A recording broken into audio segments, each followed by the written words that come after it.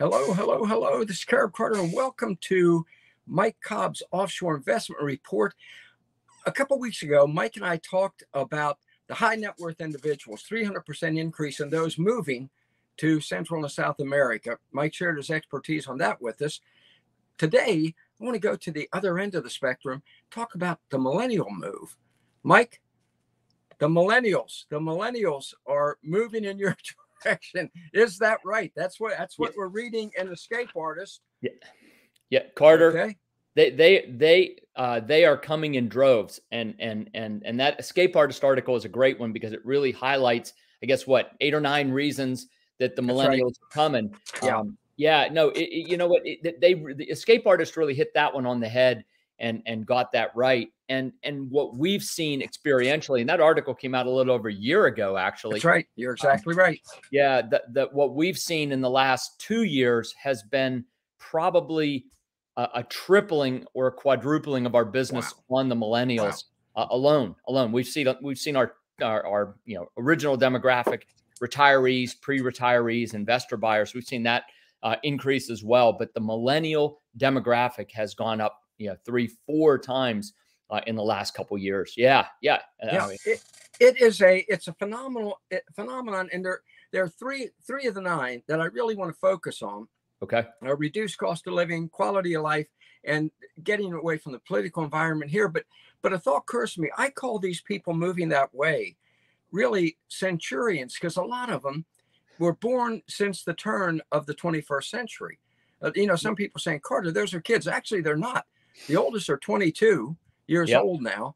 And those a few years younger, they had their entire lives stolen from them for 2 years by a government that they suddenly realized can, by edict, take away everything you have. No senior prom, no senior trip, no junior and senior years in high school, gone. Right.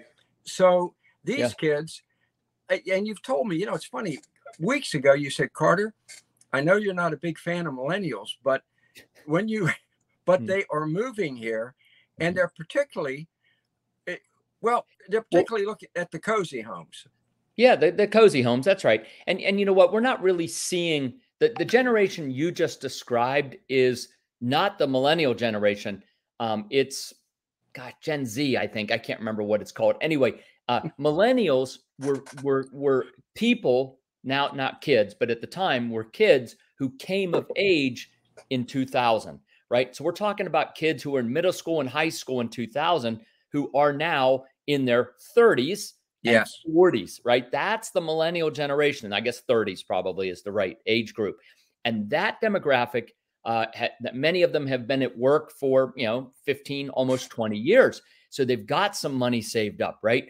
And then you're right. I mean, and even they reacted harshly, many of them to the lockdowns, because it really, it was a shock, right? It was something they just couldn't believe would happen.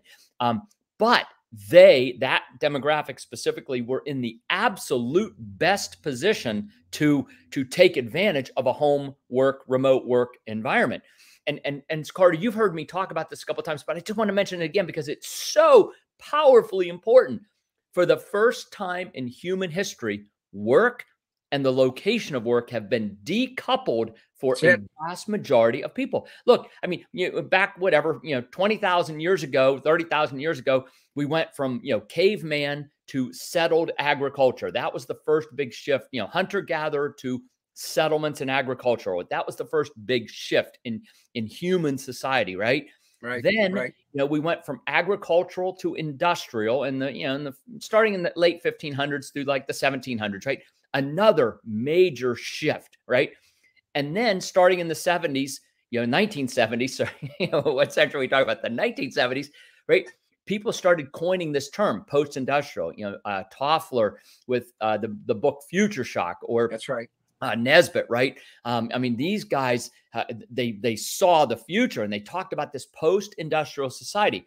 But starting in the 70s and 80s, the technology was evolving. The fax machine, right? Telephone and telephonic use, things like that started, in the internet, right? All of these things started to create the possibility of being able to separate work and the location of work. The problem was the management styles were still industrial, created by Winslow Taylor, right, for Ford. I mean, we're going to do an industrial model of management, which worked in the factories, right? And our educational systems, like line the kids up in desks and stick them in, you know, stick a teacher up front. I mean, this was all, you know, you start class with a bell, you end class with a bell. I mean, this is factory education is what that is, right? It's and so, beautiful. Perfect. Right, and so the management styles continued in that vein. People would get in their cars, they would drive, you know, an hour or 2 hours in Los Angeles to go to an office where literally they would sit there and talk on the phone or type on a computer for 8 hours. Then they'd get in their car and drive home for 2 hours because, I mean, but they could have done that from home, right? The problem was the problem was the managers were like, can't trust these people to work from home. I'm pretty sure if I let them work from home, they're going to, you know, binge watch Game of Thrones all day or whatever they do. They're going to, you know, they're not going to work. Right. And the workers were likewise worried that, oh my gosh, if I ask my boss if I can work from home, he's going to think I'm a slouch. I'm going to miss my promotion opportunities, things like that. Right. But COVID did for society what all the management gurus that were kind of talking about stuff could never do. It immediately changed the management culture. And so for the first time, in human history, like work and the location of work have been decoupled, right? If you worked in the field, you had to be there. If you worked in the factory, you had to be there. But many workers today don't have to. And so that millennial demographic, that group of people in their 30s predominantly, that group of people was already largely working, you know, in a way that could be remote, right? They were working on their computers, they were on their phones, right? And we were doing software programming or web programming or whatever it might be. So all of a sudden, they were forced to work from home. And the management of these companies said, wow, productivity actually went up in many cases. You know, people don't spend 2 hours each way in a car, and maybe they're not giving the 4 extra hours to the company, but they're probably giving an hour or 2 of that to the company. And so now all of a sudden productivity, again, it wasn't uniformly up across the board. And there are some great studies about that out now. But generally in most cases, productivity was up when people worked from home. So Carter. And so now if home can be, you know, your house outside of Pittsburgh, Pennsylvania, or Shepherdstown, West Virginia, York, Pennsylvania, wherever, Los Angeles, right? I mean, if you can work from home, home can be anywhere where you've got the connectivity, the bandwidth and the connectivity to allow you to continue to work. And we have seen an incredible uptake in the number of millennials who are saying, well, if home can be in the States, you know, in some boring place, you know, why can't home be in Belize or Nicaragua or Panama or Costa Rica? And they're not just saying it, they're doing it. They're doing it. They're making the move. Yep. They're doing it. And Mike, you are the first person, you coined the term, the remote revolution. We had the agricultural revolution, the industrial revolution. Your analysis just now was excellent. And you're the one who coined the term, the remote revolution, which, folks, is one of the reasons we call this gentleman the Offshore Investment Oracle, okay? Because you are consistently ahead of the game. And that's what we're seeing now with these people. They being forced by government edicts to not be allowed to go to work. It was kind of like, you remember the old saying when we were kids, when in Little League, well, we weren't kids at the same time. When I was a kid, and then later when you were. Okay. And they used to have a saying, you know, if you miss practice, so hey man, don't leave your glove on the field. Don't leave your glove on the field. Somebody might come along and take it, and you're out of the game. Well, what happened is when the government pulled this stunt, they left the glove on the field, and these kids you're talking about suddenly realized I can play the game, as you've said, remotely. Fantastic. Yeah. So that goes right to one of the key points, and that's the quality of life. Yeah. That if I'm going to work remotely, where do I want to work remotely from? York, Pennsylvania, where after dark you can't leave your home, or Grand Pacifica, right? Grand Pacifica, gorgeous residential resort community on 3.5 miles of oceanfront. Is that a tough choice, Mike? Do you think that's a tough choice? You know what? No, I not for almost anyone, actually. You know, and let me just add one other segment, you know, segue on this, that it's not just the millennials. Imagine for a moment, you're a pre-retiree, you're in your 50s, and you also have the ability to work remotely, and you got sent home, right? And you did work remotely, and you've always dreamed of this incredible retirement lifestyle. You're going to move to Belize because you love to fly fish, or you love to dive, or you're going to move somewhere anywhere, right? I mean, you're going to move to where you're or Grand Pacifica because you love to golf and you could play on this beautiful oceanside golf course, right? And live in a beautiful Southern California climate on the Pacific Ocean, right? You've dreamed of this, and you can't wait until you're 65 so you can retire and go get that lifestyle. Well, you're in your mid 50s. You still got 10 more years before you get to do that. Not anymore. You don't. Not anymore. When you can work remotely, you can move to Belize or Grand Pacifica, somewhere like that. You can enjoy all of these elements of the quality of life, right, that you have always dreamed of 10, 15, 20 years before you ever thought you could. And people are doing that too. So it's not just the millennials. It's definitely our original demographic, retirees, pre-retirees, right? Who are picking it up. But the new generation who are buying in droves are the millennials, because they just simply, I mean, as a pre-retiree, they were thinking, well, I'm not buying my retirement home 25 years in advance, right? They just aren't. They might buy an investment property, which is why we had some people in that age demographic who were, but they were made a very small percentage of our business. But yeah, no, it's, the two hang together, by the way. Actually, all three: the affordability, the quality of life, and the freedom. Those three hang together very, very well. The freedom to go, the permission, so to speak, from our bosses, right, to say, yeah, you can work from home and we don't care, right? That freedom has been granted for many, many people. And now you're talking about quality of life, the hobbies you enjoy, the weather you want, right? But at a price that's extremely affordable. You mentioned the cozy home. The cozy homes, 150, 200 yards from the beach at Grand Pacifica for, under $150,000. Well, those are in Belize, Carter. Those are the overwater tiny homes in Belize. Incredible. Again, incredible. Right. Right. Yep. Look at this. Look at this, folks. Yeah. This is what we're talking about. And beautiful cozy homes that are very affordable. With these cozy homes, the fact of the matter is, some of them are like 300 to 1,000 square feet, depending upon the choice you make, right? Right. But I think we're getting to the quality of life now. We're talking quality of life.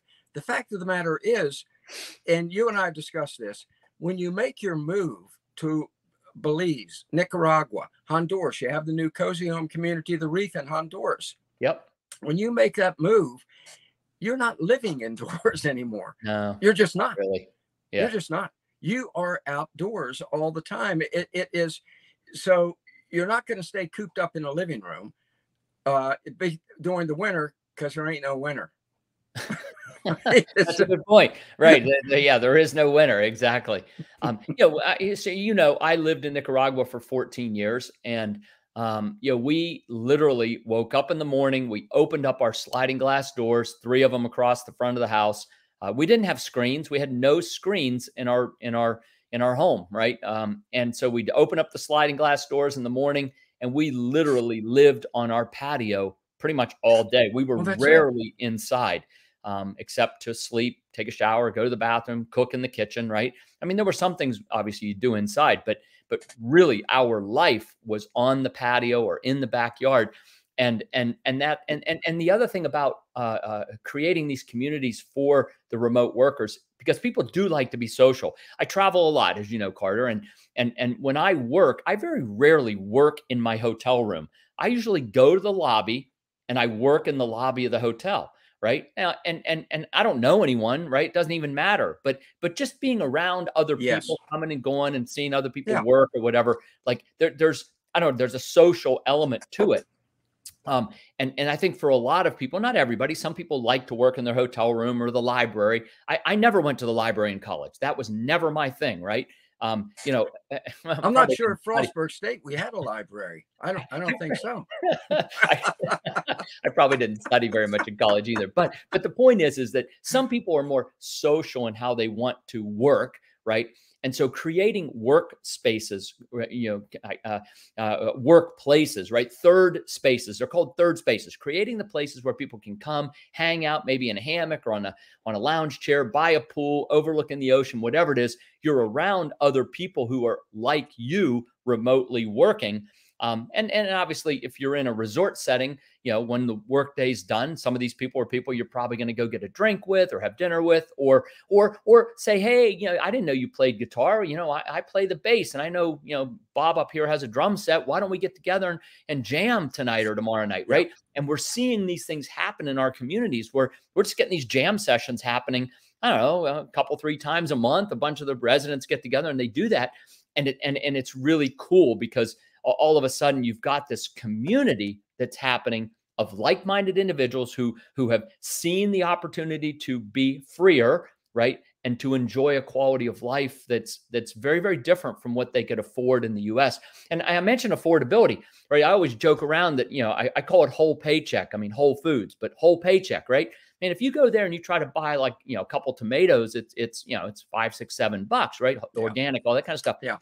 Living in Latin America, we literally had a coffee sack. I can't even show it. I'm too close to a coffee sack delivered to our home every Thursday full of organic fruits and vegetables, right? And we would add the meat and the cheese and the other things, free range, hormone free, all that stuff. But the bag of fruits and vegetables, 100% organic, delivered to our home every week, $8, Carter. $8. $8. And it was delivered to our home, and we couldn't eat it all. We'd give some to our maid. I just bought three tomatoes for my wife at Food Line, $5. 3 tomatoes, and they had no taste.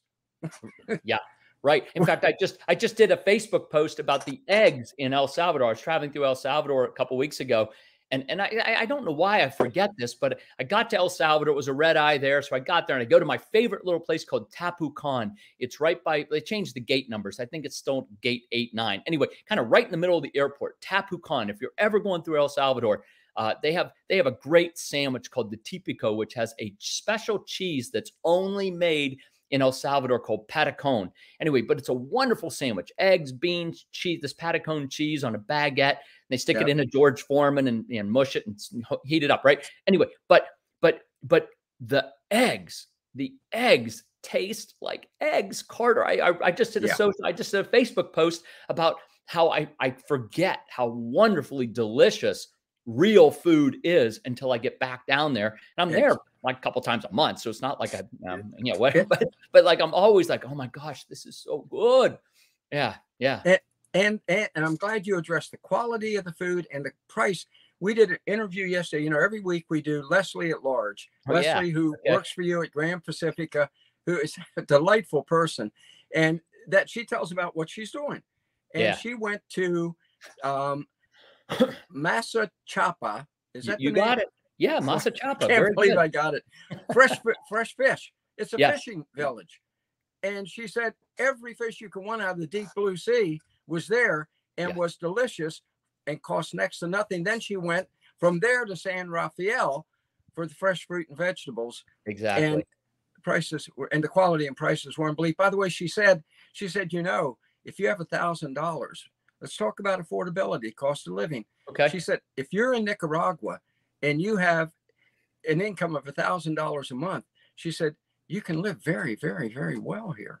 Yeah. And you're going to have a part-time maid. You're going to have somebody who'll clean your house and mow your grass. So that's a gardener, but you'll have a part-time maid, a part-time gardener. And that if you have them as part-time, that'll cost you $50 each a month. Maybe $75 a month, depending on how often you have them. But for, $100, $150 a month, you will have no chores, none. You will have zero chores for $100 to $150 a month.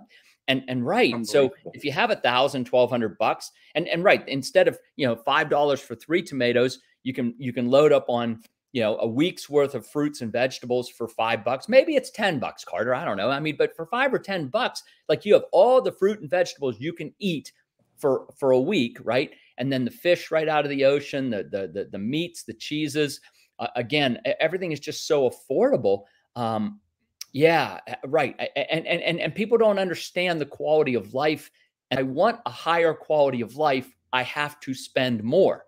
which is true in the States. If you want to eat organic, right? If you want to eat organic, you got to go to Whole Paycheck and give them your whole paycheck to fill up your cart, right?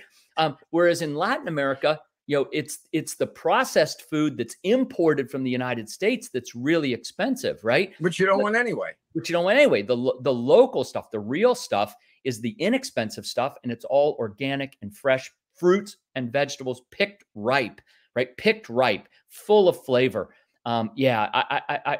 It's paradoxical, right? I think you've seen that Mobius strip where you take a piece of paper and you twist one end of it and you tape it together, and you actually create a piece of paper that's one-sided. And people are like, what? A one-sided piece of paper? How is it? But do it sometime. Just take a little strip of paper, twist it one end, and you trace your finger around it. It's a one-sided piece of paper, right? It's a paradox, right? Well, living in Latin America is in many ways paradoxical. You have this incredibly higher quality of life, and it costs far, far less. It just simply doesn't make sense coming from a North American perspective. But it's true. And the people who experience it, move there, live there, experience it, they all just smile and kind of nod their heads. And it's like, yep, that's exactly right. So, yeah, it's fantastic. As we're talking, I'm thinking about, and we got to go, we're running out of time, but one of my favorite movies was Cary Grant's An Affair to Remember with Deborah Carr. And they're riding up a hill and looking down at the ocean, down the hill. It looks much like like Grand Pacifica area, the Nicaragua, and he's waxing eloquent about how beautiful it is down there, because they're way up the top looking down at the ocean, the waves rolling in. He says it's just so beautiful down there. And she says to him, well, if it's so beautiful down there, what are we doing up here? And you and I know both ask ourselves the same question all the time. What am I doing here? For me, what am I doing in York, Pennsylvania, when I could be at La Ceiba Beach Club in Honduras, or Grand Pacifica in Nicaragua, Grand Bayman in Belize? And the fact is, there's always reasons that keep you where you are temporarily. Temporarily. Yeah. Carter, I mean, you're right. We got to go in a second, but I lived in Nicaragua for 14 years. We came back when one of my daughters got an incredible opportunity to study at the Joffrey Ballet High School program in New York City. I'm very clear that, Mama Bear was not living in Nicaragua with 15-year-old baby bear living in New York City. That was not going to happen. So we moved back to the States. But I do think that we will probably expatriate again someday. Oh, yeah. In fact, Carter, by the way, I'm headed off to the Azores on Sunday afternoon to just got off a conference call right before this call. Fantastic. To complete the acquisition of a beautiful villa that was started in 1697 on the island of San Miguel in the Azores, a Portuguese territory. Stunningly beautiful. Oh, incredible. We should talk about the Azores one of these days too. Maybe when I get back, I'll have some pictures. I could send them to you and you can put them up. It'll be fun. But anyway, so I don't know where Carol and I will expatriate again. It could be someplace like the Azores. Again, for Europe, it is the absolute least expensive Europe you will ever find. Right. It's charming. It's wonderful. And it's only a 4-hour flight from Newark or Boston. So it's a very, very close flight as well. Yeah. All right, Mike, this has been fantastic. So the old guys like me and the millennials are all on the way south of the border, and you are there with the finest, the Mike Cobb community, residential resort communities to welcome. So thank you. Hey, and Carter, let's do this thing. Let's do this thing.